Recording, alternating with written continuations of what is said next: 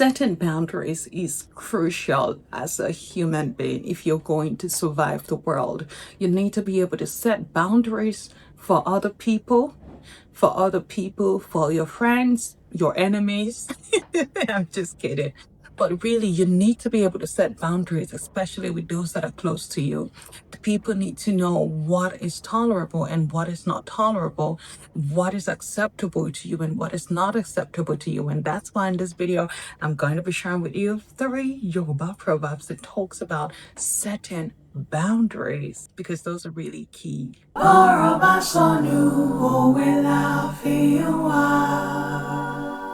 The first one, which is one that I really like, says, "Mafukomidono ojo leyon ko." So this means that don't make my farmland your passageway is rejected at the outset. In other words, if you don't want someone to use your space, your farmland, farmland back in the day and even now is your space. It's a place that is for you, for your business, for your growth, for your family. You're cultivating it. You don't want people passing in and out of it, because then it affects the crop that you produce. It affects the growth of your own crop. And so you want that boundary set from the outset. So it's saying that you don't watch people walk over it and then go and be sad when you're alone by yourself, right? You need to set that boundary from the get-go, from the minute you see someone even approaching as if they were going to come in. You don't have to wait for them to come in and walk past. So you need to be clear about that boundary to say, this is not acceptable to me. I'm sorry, I'm not going to accept this, so do not do it. So you have to reject it at the outset, because once you allow people to go past your limits, then they think that it's acceptable, not because they're bad people, but just because that's what it signals. And so if you don't want someone to do a certain thing, you have to say no at the outset, not subsequently, not much later, but at the outset. So of course, this is just a counsel, and you don't have to take it hook, line and sinker, right? There are times that you maybe want to give people a chance, but there are times that you want to say no. This is where I stand from the get-go, and that's what this proverb is about. Let me know in the comment, have you had an instance where you've had to put your foot down against someone who you probably have a good relationship with, but you just needed to set that boundary to say, this is not acceptable to me. Please take note. And you're not sorry about it. You just define what you will take and what you will not take. And that's okay. It's much better to set your boundaries and have other people have to deal with that, rather than not putting those boundaries and then keep those things inside of you and just being upset about it. That doesn't help you. So, mafukomidono ojo leyon ko. The second proverb that we'll be looking at with respect to setting boundaries would be, "Die ni mu elede fin wogba." Imu is nose, elede is a pig. So, and then ogba is like a garden, right? By the way, this song just popped in my head. Do you know it? Talo wa nu ogba no, omo kekere koni. I don't know, it just came from nowhere. Anyway, so dear, oh, I'm speaking my dialect. Dear. Ni imuelede finwo ogba. So that means little by little, slowly is how the pig gets himself into your garden. Maybe you don't want a pig in your garden, but then little by little, this proverb is saying that there are times people try to encroach your space little by little. So they just do something little here and they kind of watch to see your reaction. If you don't say anything, then they take another step. They take another step.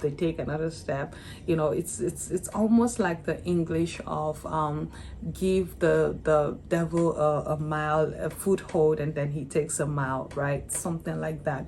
So what does this mean in practical terms? So you need to really watch out when people do certain things. It doesn't look like much, but it's an encroachment into your boundaries, into the things that you're willing to accept. So when you notice all of that, and just the same way the Englishman would say, tiny drops kind of make a large ocean. So a little intrusion here, a little intrusion there, and then you find out that they're completely in your garden, right? So it's just it is a proverb to make you aware that you should not be oblivious to these things. And so just watch and respond appropriately, because dear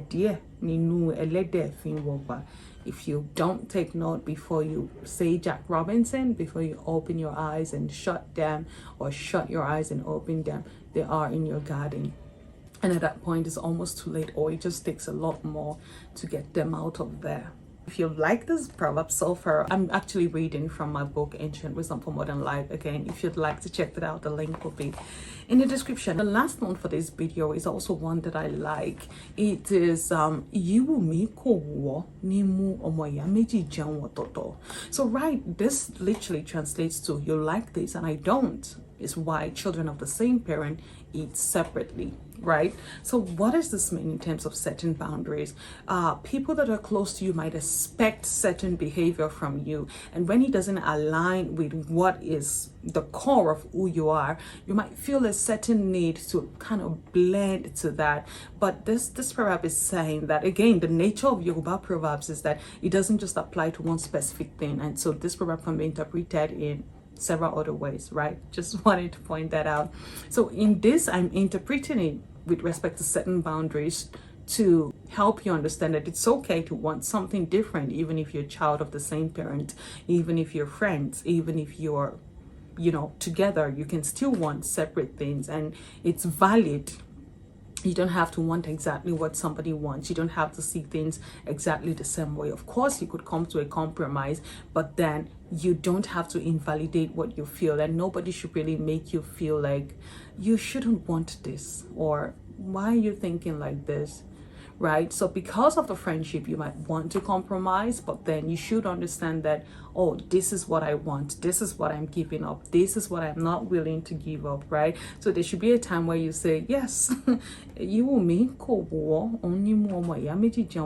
so we see things differently. You are my sister, you are my brother, but on this matter we see things differently, and it's all right for us to eat separately. All right, so that's all for this video.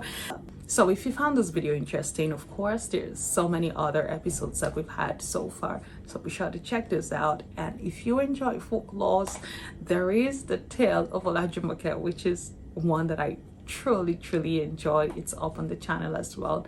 That should be your next stop after this video. I'm Abisola, Odabo. And just before Odabo, at Rootstump, we're all about connecting you to your Yoruba roots and celebrating the beauty of the Yoruba language and culture, and of course preserving them through digital media. This is one of the reasons why we do what we do. I'm Abisola, Odabo.